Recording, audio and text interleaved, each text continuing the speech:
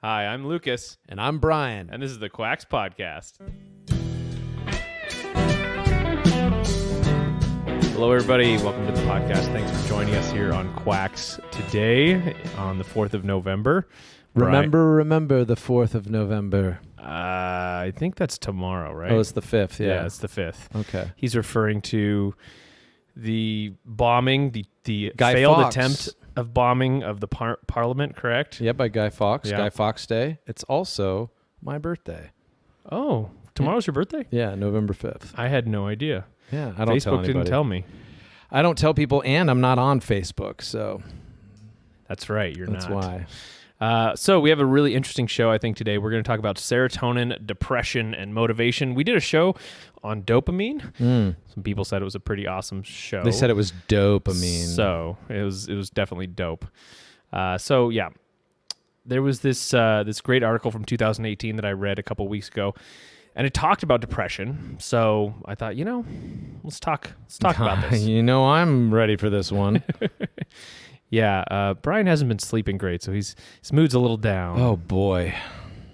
I'm sorry, guys. You're just going to have to bear with me this week. I'm going to try to get a couple fart jokes in here and there, but for the most part, I'm going to be an active listener. You love fart jokes. Who doesn't? Oh, my mom. Yeah. So, I also think, we're going on the podcast, we've talked about cortisol last week a little bit. We've talked about dopamine. I think we're going to talk about every body hormone or neurotransmitter and how they feel subjectively. Good. I know when I read studies and they say, this or that substance raises a certain hormone, I think for most people that's a big question mark, right? I mean, who cares if it raises serotonin? Is that a good thing? Is that bad? Is it a bad? You don't know. Yeah. So let's just dive into serotonin. So serotonin is actually a chemical called 5-hydroxytryptamine, or 5-HT. And the different things it does all over the body are too numerous to expand on. Serotonin is one of the most complicated molecules in our body and can have opposite effects depending on what receptors are being targeted and studied. So to sum everything up in a single podcast would be impossible. So right? Just to make a distinguishing thing here in the beginning, you said 5-HT, which that's different than 5-HTP. Yeah, so 5-HTP is the supplement 5-hydroxytryptophan, and it converts into serotonin. Okay. It converts into 5-hydroxytryptamine. Okay. And the reason why people take it is because it is so close to serotonin, it converts so well. Great. Into Okay. it. Make sense? Yep. Cool. So I want to focus mostly on serotonin's role in depression and motivation. But as we'll see, it has effects on gut health, wound healing, just a lot of different processes in the body. Okay. Now, it was discovered in the 1930s, and its discovery was a really big event for health science. Multiple scientists from around the world found it all over the body in a very short amount of time. The intestines, the brains, the lungs. It really revolutionized how we viewed organs and how they work. At the same time, LSD was also discovered. So serotonin's discovery, it's all wrapped up with like drug culture, dopamine, the development of the medical industrial complex. It's kind of a cool story. Really? If you get into it. Yeah. So Ray Peat, he's a PhD researcher who I think I've mentioned him before several times. And he has some great articles on serotonin, and he explains an aspect of its discovery really well. So I'm going to quote from his article. It's called Serotonin Effects in Disease, Aging, and Inflammation. So here we go. In the 1930s, Vittorio Erspamer identified an amine in the intestines that caused the intestine to contract. A group in England extracted an amine from serum that caused blood vessels to contract and identified its chemical nature. Later, Erspamer, I'm going to say that name wrong every time, Erspamer showed that the intestinal amine and the vascular amine were chemically the same. The English group who had identified the substance by extracting tons of beef blood wanted to find sensitive ways to assay it for further studies. In 1951, they gave a sample to a pharmacologist, John Gaddam, who tested its effects on tissues, including blood vessels and rat uteruses. Rat uteruses. Yeah, they were into some crazy stuff back then. Jeez Louise. So Gaddam tested the serotonin in combination with a variety of other drugs, including ergot derivatives, that he knew acted on smooth muscles, and very soon observed that LSD blocked the effects of serotonin. Since he knew that LSD produced mental effects, he reasoned that the brain might also contain serotonin, and by 1952 was able to demonstrate that it does contain small amounts of it. A couple years later, he suggested that the mental effects of LSD are due to interference with the normal action of 5-hydroxytryptamine, or serotonin. At the Rockefeller Institute in New York, Woolley and Shaw also saw the antagonist effects on smooth muscle and drew similar conclusions about the brain. Erspamer showed that LSD was a highly effective antagonist against the antidiuresis caused by serotonin. So from this quote, we can see that these scientists are discovering how serotonin works in the body and in the brain. Serotonin tends to make things contract or restrict. Okay. Now, in that last sentence, they're saying basically that serotonin made people pee less, and LSD made reverse that. Weird. That's what diuresis is. Okay. Yeah. So they're discovering this antagonistic relationship between serotonin and dopamine, it's very well established in science today. It's a bit simplistic, but in general, as dopamine goes up, serotonin goes down, and vice versa. And this is important to understand, as we're going to talk about later. Okay. Cool. Now, let's talk a little bit about depression. Now, the earliest account of depression is from the 2nd century BC and was usually attributed to demonic possession. What? Yeah, so they treated him with the old classics of beatings, incarcerations, and starvation. I'll try it. Right now I will try it because I got some demos running about. Now, later on, Hippocrates upgraded the treatment to bloodletting, exercise, diet, and baths. So that was better. I like the bath aspect of it. But you kind of get the pattern through history, which is that mental illness is usually treated as some type of supernatural condition, and terrible things were done to people in the name of helping them and purging them of possession. Oh my gosh. And this is pre-Dr. Kellogg too, huh? Yes, pre-Dr. Kellogg. Oh man, he's a whole story unto Oh himself, yeah, we isn't need he? to do a show on that. Yeah, you should write up a little bit about him. I will, because I'm fascinated by that guy. Yeah, he's funny. So it isn't until the 1900s that explanations of depression begin to look somewhat familiar. In the 1960s and 70s, a guy named Aaron Beck explained depression as a cognitive theory where people interpret events negatively. Another guy, Martin Seligman, who we'll talk about in a minute, talked about learned helplessness being at the root of a depressed state. And Ray Peat, who I mentioned before, he talks about depression as kind of a state of low cellular energy and metabolism. Then there's the classic modern theory that your brain just has low serotonin. Although this theory is more and more being shown to be completely wrong, and it's basically a sales pitch to sell antidepressants. But despite having all these theories about depression, there's still a lot of mystery involved in what exactly causes it in each individual. Because depression, it's a very individualized condition. Everyone's a little bit different. There's an interplay between serotonin, dopamine, norepinephrine, GABA, glutamate, and a lot of other brain chemicals and body chemicals. So this idea that depression is a disease of low serotonin, it's very simplistic and often wrong. Okay. So before we go any further, I really just want to debunk this idea of the low serotonin theory. And how I'm going to do that is basically to explain an aspect of the FDA. So if you're going to do a study on a drug, you have to register that study with the FDA.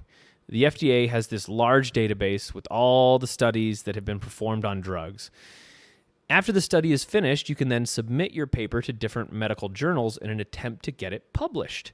And when your study is published, it often goes through this peer review process and other processes that kind of weed out bad practices and bad studies. And getting your study published, it's kind of like a big deal. It's the end goal for many researchers and shows that you are a legit scientist doing scientisty things, right? It's the cap. Yeah. Well, drug companies have funded massive studies on SSRIs to prove their efficacy in fighting depression. But in what I consider one of the largest frauds ever committed on doctors and patients, they only published studies that show antidepressants were effective and did not publish studies that showed the opposite. Really? Yeah. That seems unethical. Just a little bit. So there was actually a study on these studies. There's a large meta-study, and I've linked it in the show notes if you're interested. But researchers looked at both the studies in published journals and the unpublished studies in the FDA database. So they found that 31% of the 74 FDA-registered studies on antidepressants were not published. Of those 74 studies, 37 studies showing positive results were published, 22 studies showing negative results were not published, and 11 studies showing negative results were published in a way that conveyed a positive outcome. Wow. So when you look at just the studies published on antidepressants, it appears like 94% of the evidence is positive with regards to antidepressants, which would support the idea that depression is a disease of low brain serotonin. Like, hey, we found the answer. But if you include the unpublished studies in the FDA database, that number drops to 51%. Wow. Which means if you look at all the studies that have been done on these things, about half show positive results, half show negative results. Yep. Now, the article on depression that I mentioned at the top of the show, it points this out, and it also points out that in general, 65 to 80% of people who take antidepressants are depressed again within a year. Even on the antidepressants. Correct. Yep. Yeah. So SSRIs, they're just not a very effective antidepressants. It's kind of like flipping a coin. And because of all the interplay in your brain of neurochemicals, sometimes it'll help, sometimes it does nothing, sometimes it makes things worse. I've heard that too. Yeah. Now, thankfully, just this year, back in March, the FDA approved a drug for major depression for the first time in decades. Which, when I read that, I was actually pretty surprised. We see all these studies all the time. They're all coming out. But the fact that we're still using the same drugs for depression that we used decades ago, I think that's kind of a bad sign. Yeah. Right? Not a lot of movement in that Not a lot area. of movement there. Well, this new drug, it's actually an old drug approved for a new purpose, and it is ketamine, which is usually an anesthesia drug or a horse tranquilizer or a recreational drug known as Special K. Change the cereal forever. Yeah, right? Well, the trials with Special K showed a much better success percentage, with something like 70% of people with treatment-resistant depression improving. Really? Yeah. Pretty interesting, right? That is interesting. Yeah. I always thought that stuff just knocked you out. Not that I'm opposed. Yeah, they came out with this, I think it's a nasal spray of it. So you don't have to get like an IV. You go to a doctor and they just shoot it up your nose. For humans? For humans, yeah, man. All right, I got to look into this. About to get Special K'd up over here. I think you also have to be on an antidepressant. I could be wrong about that, but sounds right. There's some hoops you have to jump through. They don't just give you ketamine. And the hoops we're talking about are Fruit Loops. Yeah. That's another cereal-derived drug that they're using. No, actually, I don't think that's one. Yeah. That's not one. No, it's not. Let's back up. All right. So what brings the whole story of serotonin together is kind of this concept of learned helplessness, which is a state that was first illuminated in the 1960s and 70s by Dr. Martin Seligman. So this learned helplessness, this explains kind of everything in a way that's understandable. Because if you're kind of following the story, serotonin is discovered. They're studying it for all these different things. Depression is one of those things that they find that it might be useful for. All these studies come out showing it is effective, but those are kind of not true. And so SSRIs are kind of a coin flip.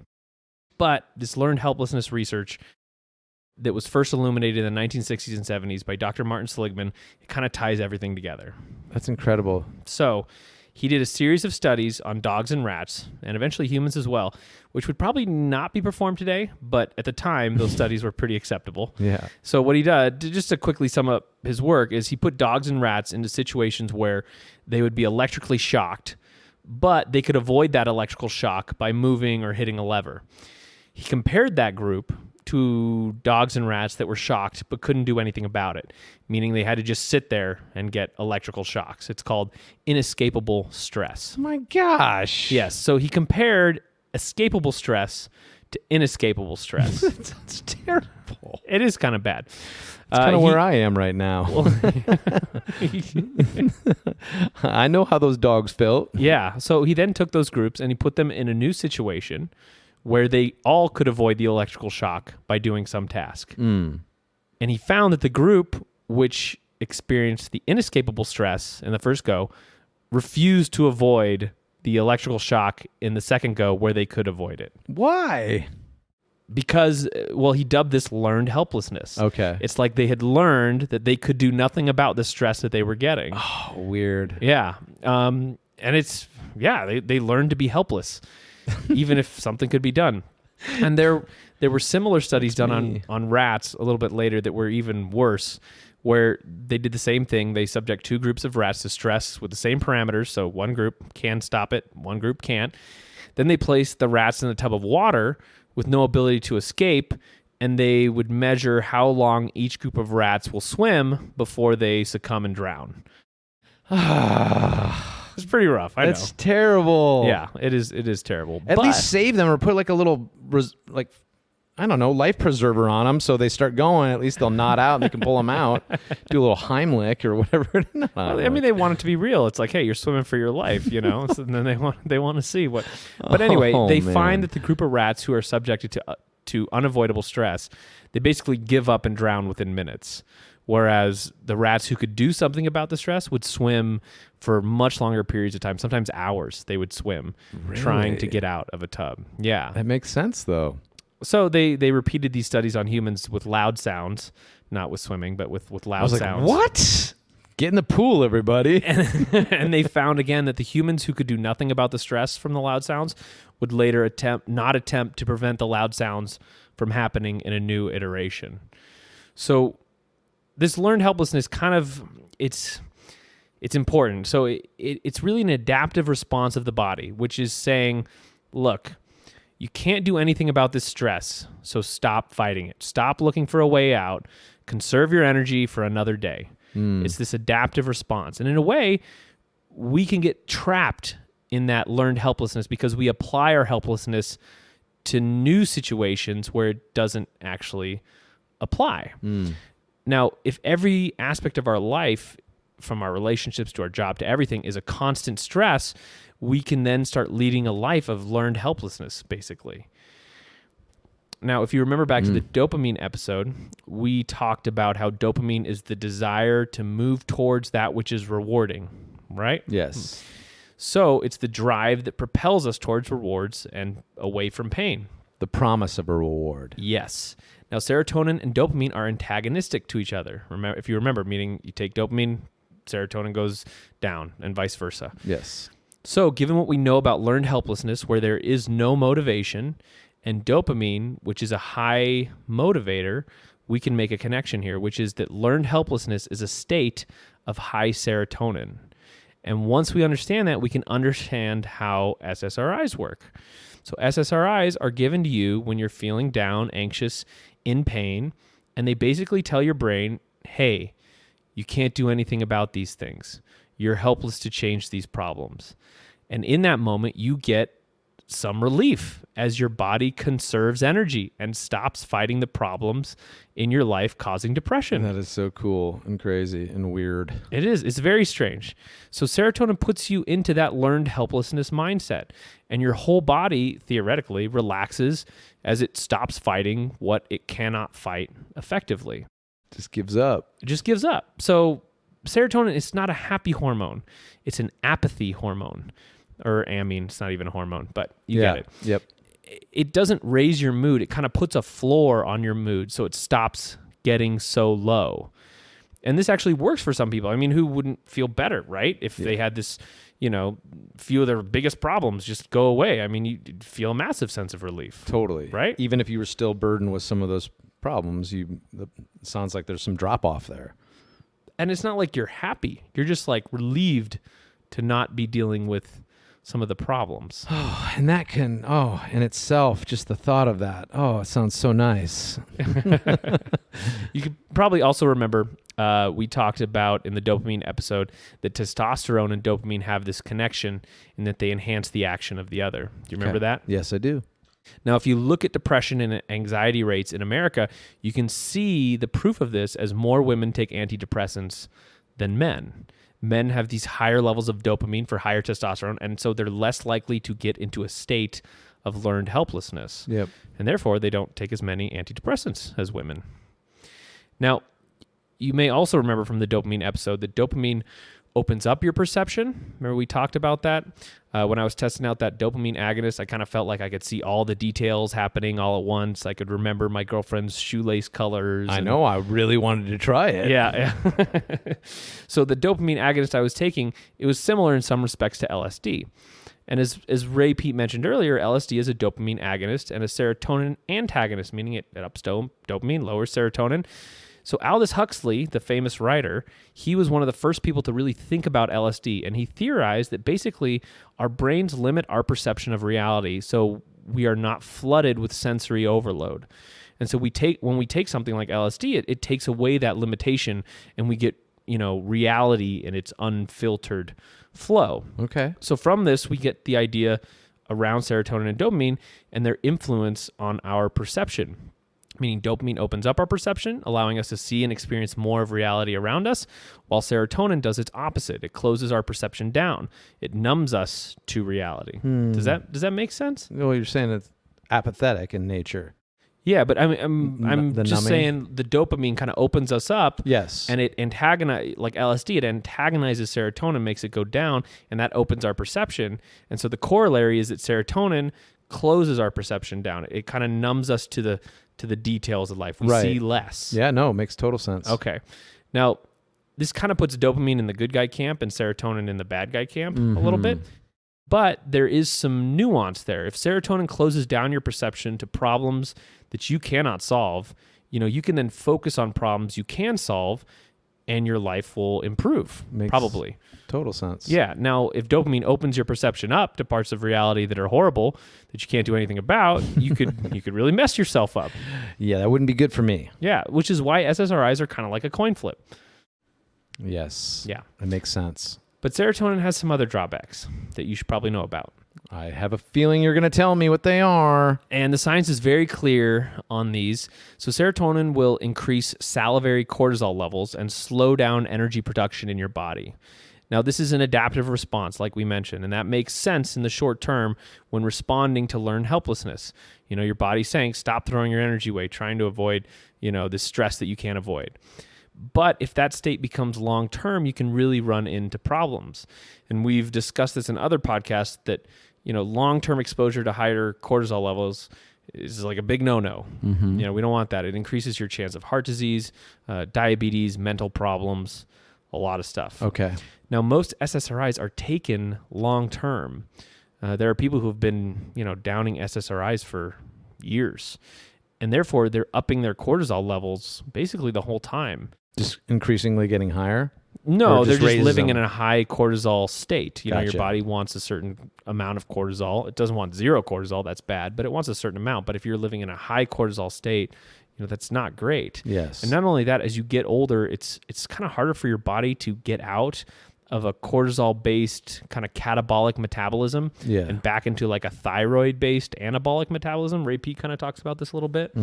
So it seems to me, and this is just my anecdotal interpretation of this data, that if you do decide to take an SSRI, you need to be in some type of therapy, meaning behavioral therapy to work through your fears, or assertiveness training, or just something to move your life forward where you're solving problems and you're becoming better at solving problems in your life. It's not just a Band-Aid at that point where you're just trying to plug up the problem without facing it. Totally. Like the fact that you can go to a doctor's office and just say, I feel glum, and get a prescription and go on your merry way.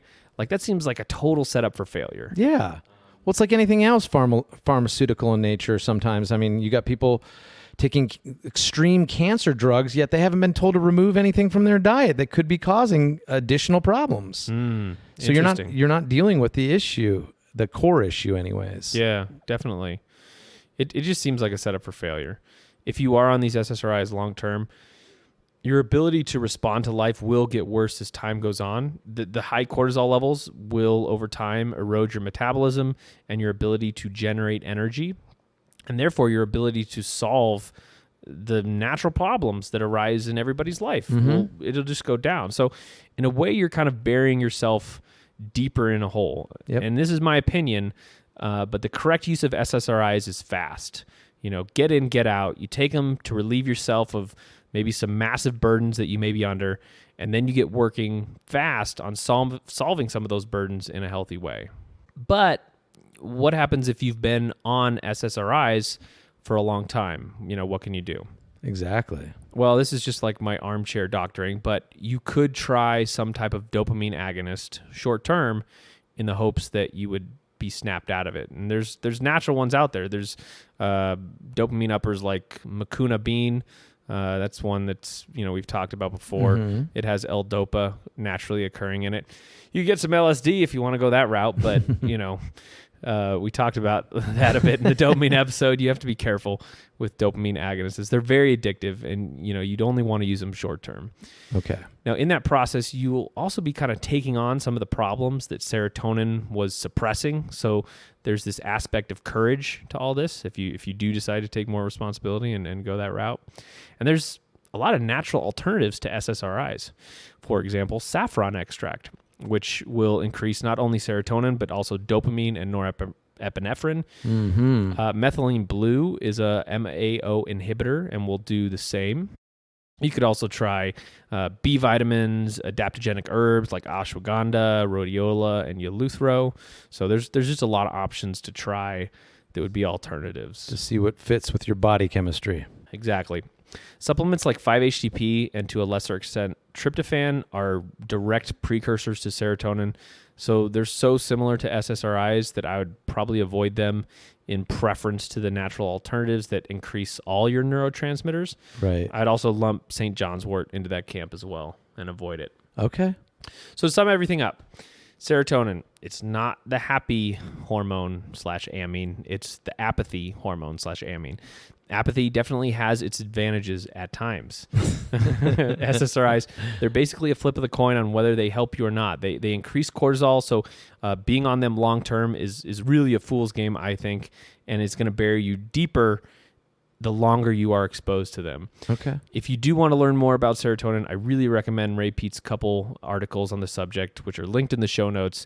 He's very polarizing on it, and he paints it in a very negative light, but you will get a handle on what serotonin is for as far as depression goes. Okay. And it definitely has some biological purposes, but increasing it is not a good idea, probably. Yeah, that's the takeaway here. Yeah, I don't know. What do you think of that?